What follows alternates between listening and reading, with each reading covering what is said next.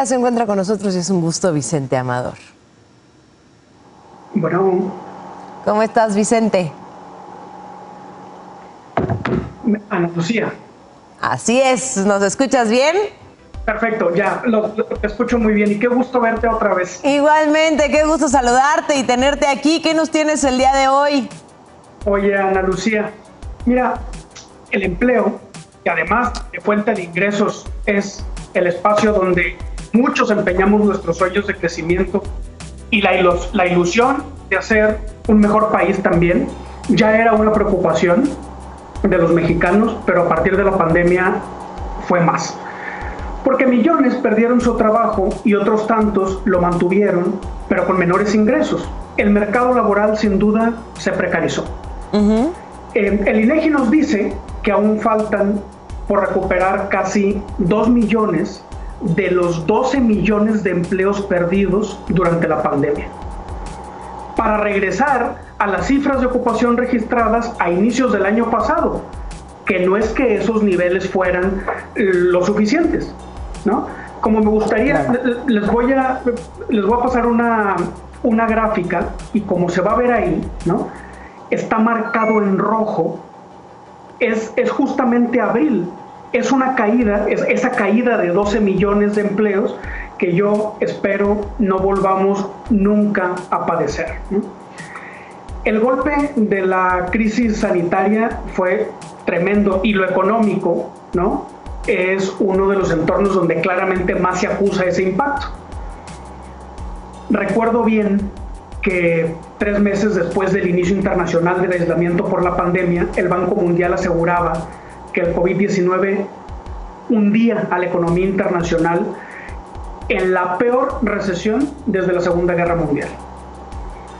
En México, el primer trimestre de este año, a este trimestre que acabamos de culminar, solo en 8 estados se habían recuperado el nivel de ocupación registrado a principios del 2020. Como lo vamos a ver ahora, son Nayarit, Oaxaca, Campeche, Yucatán, Coahuila, Zacatecas, Durango y Chiapas. Gracias al esfuerzo de muchísimos mexicanos, cada vez se recuperan más posiciones. Los datos también nos dicen, y el INCO ha hecho, en mi opinión, un extraordinario análisis al respecto, que los jóvenes, los adultos mayores y las mujeres han experimentado el impacto más fuerte y son segmentos que continúan desigualmente lejos de regresar a los niveles previos a la crisis sanitaria. Es la última de las gráficas que quiero transmitir. A marzo del 2021, el empleo femenino se encuentra en un nivel 7% inferior al registrado antes de la pandemia. ¿Qué es lo que eso quiere decir? Pues que aún faltan por recuperar 1.5 millones de puestos de trabajo para ellas. En otras palabras, que actualmente 7 de cada 10 desempleados por la pandemia son mujeres. No podemos dejar de ver en estas carencias, yo creo, Ana Lucía, que tú estarás de acuerdo, las implicaciones que tiene para lograr la tan ansiada igualdad de género.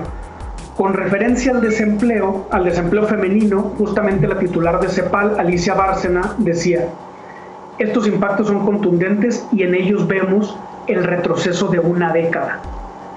Eso con referencia a Latinoamérica. Respecto al contexto internacional, la información más reciente del Foro Económico Mundial nos dice que la pandemia ha añadido 36 años, nada más, a 36 años para abatir la brecha de género. Es decir, ya se necesitaban 100 años. Y solo en un año hubo el aumento de 36 años más para lograr esa igualdad en el mundo. Yo con esto termino, Ana Lucía. Cifras como las que veíamos recientemente publicadas en la Encuesta Nacional de Ocupación y Empleo del INEGI nos hacen, a mí en concreto me hacía pensar en que después de ver tanto bailable, tabla rítmica, resucitados, ¿no?, y en general puestas en escena en las campañas electorales, me parece que también es una gran oportunidad para como ciudadanos, ¿no?, le consultemos a los candidatos, pues cómo colaborarán ellos para apuntalar el empleo que tanto se requiere, ¿no? Por supuesto, tanto se requiere y no quisiera dejar a un lado esto que mencionaste, que a mí es algo que me ha impresionado, Vicente. Tú mismo lo dijiste, estos índices de desempleo en mujeres, pero las cifras aterrizadas, estamos hablando de 13 millones de mujeres que perdieron su empleo en Latinoamérica y alrededor de 1 millón de mujeres que perdieron el empleo en México. Muchas fue por causas de despido y muchas otras tampoco podemos dejarlo a un lado. Fue porque ante esta pandemia, ante no tener a sus hijos en una escuela, no tener guarderías, no tener estos servicios de apoyo tan importantes para una mujer que trabaja y a la par es mamá, pues muchas de ellas tuvieron que por decisión propia dejar el trabajo. O sea, no todo fue despido, sino dejar el trabajo porque no había otra forma para poder pues organizar su vida y estar a cargo de sus hijos, que insisto, no iban a la escuela, tenían que ayudarlos, y también de su trabajo. Entonces, este punto tan difícil también para todas las mujeres, que seguramente se tendrá que ir retomando, pero que no podemos negarlo, no podemos tapar el sol con un dedo, irá tomando su tiempo, porque así como tardó más de 1 año esta pandemia, pues también tardará en retomar esta normalidad hasta cierto punto. Claro. Bueno, justo déjame hacer eco de lo que, para subrayar lo que tú estás diciendo, lo mismo al respecto, el secretario general de Naciones Unidas lo ha dicho, uno de los mayores factores de desigualdad en este periodo es la desigual carga de labores domésticas que hay en un hogar, ¿no? Claro. Por eso, como tú lo señalabas, porque en buena medida quienes están llevando la carga de esas labores, del cuidado de los menores y también de las personas mayores en el hogar, están siendo las mujeres. Y segundo, también lo decía, si no me equivoco, fue precisamente con motivo de la celebración del 8 de marzo, ¿no? El secretario general Antonio Gutiérrez decía, por fortuna, cada vez vemos con mayor cercanía la luz del final de la pandemia, pero los efectos van a durar mucho más que el fin de la enfermedad. Por supuesto, los efectos en cuestión trabajo, en cuestión económicos y también en cuestión psicológicos, que esos son durísimos, pero bueno, eso ya nos daría para otro programa completo, Amador. Muchísimas gracias, insisto, por habernos tenido. Lo que nos falta por ver, además. Exacto. O sea, lo que ahora mismo no terminamos de atisbar y que llegará.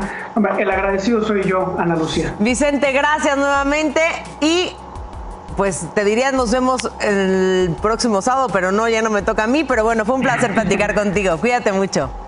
Gracias, hasta luego. Hasta luego. Y me voy con